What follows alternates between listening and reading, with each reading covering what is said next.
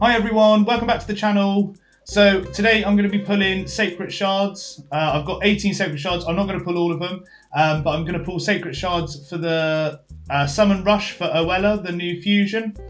So let's have a look at the event.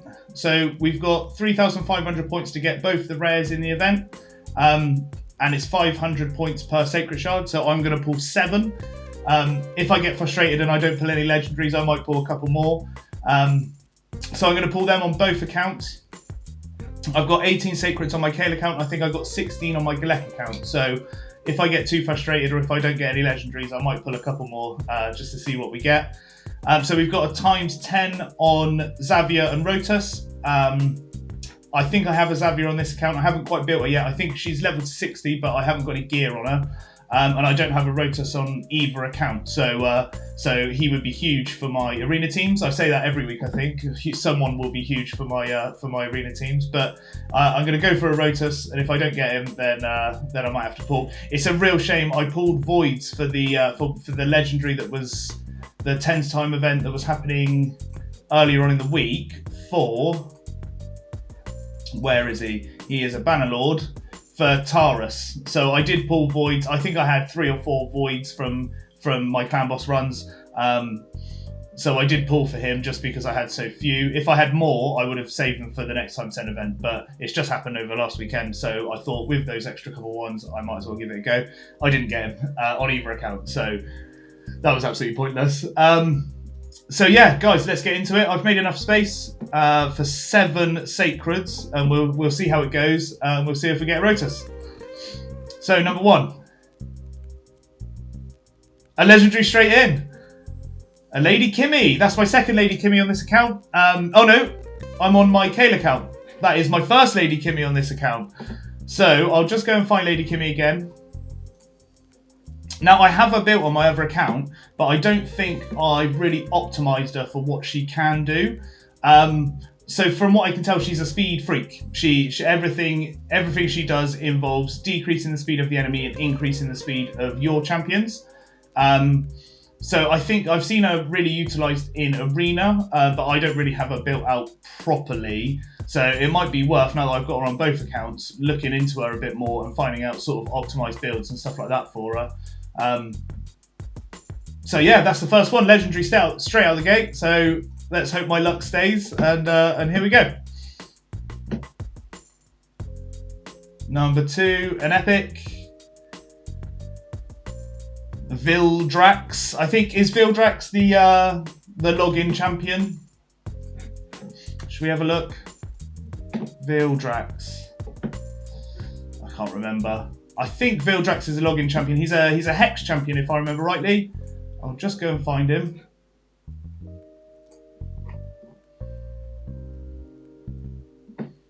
Well, he's not a skinwalker. What is he?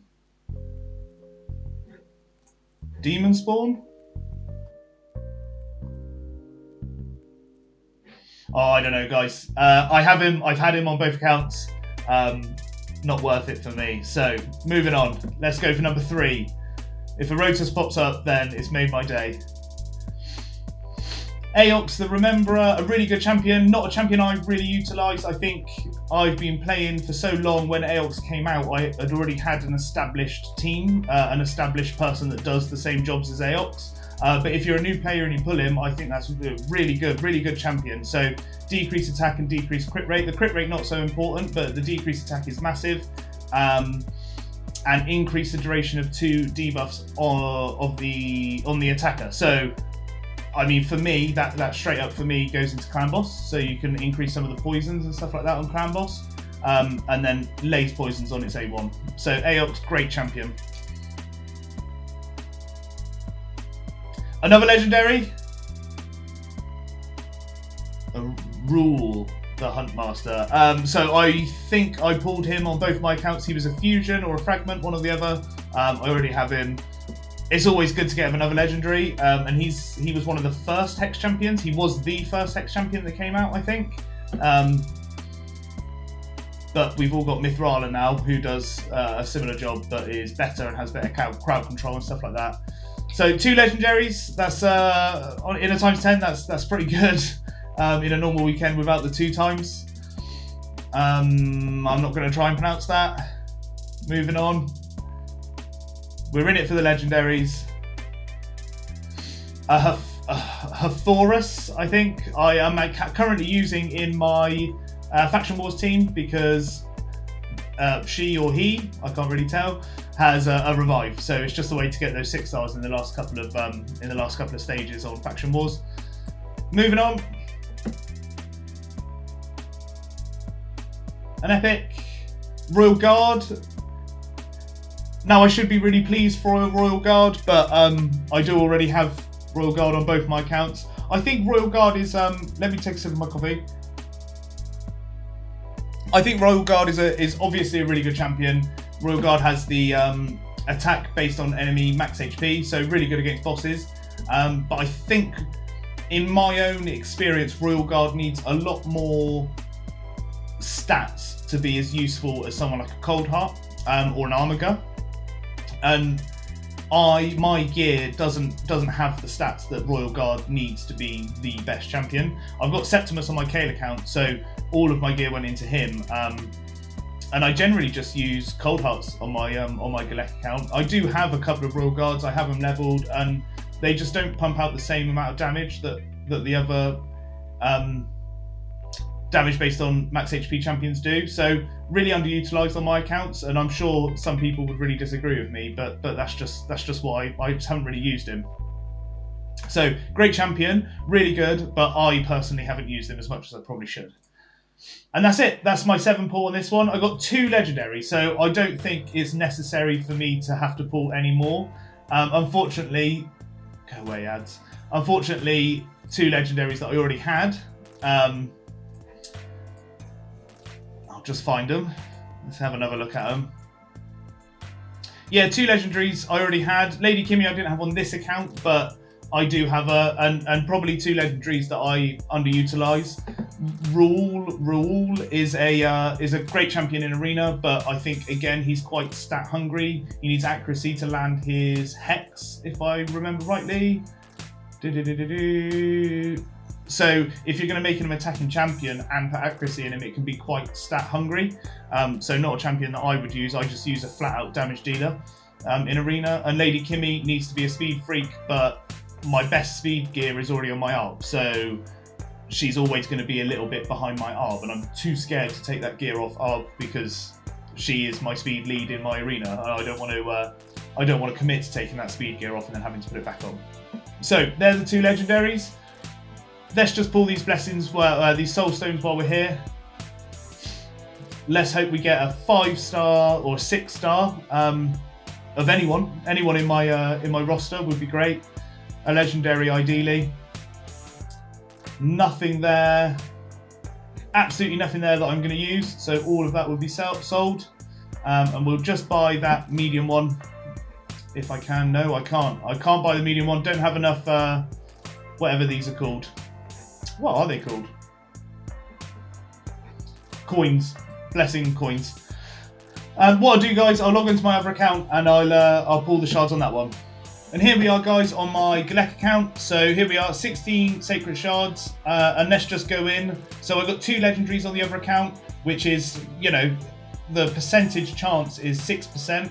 So for seven shards, that's, you know, well, I can't do the math off the top of my head, but 2 legendaries in 7 shards is probably pretty good luck. So let's hope it's maintained on my Galek account. Historically, my Galek account has been a bit more friendly to me, and I pulled some of those. So another Aox, got him before, got him on the other account.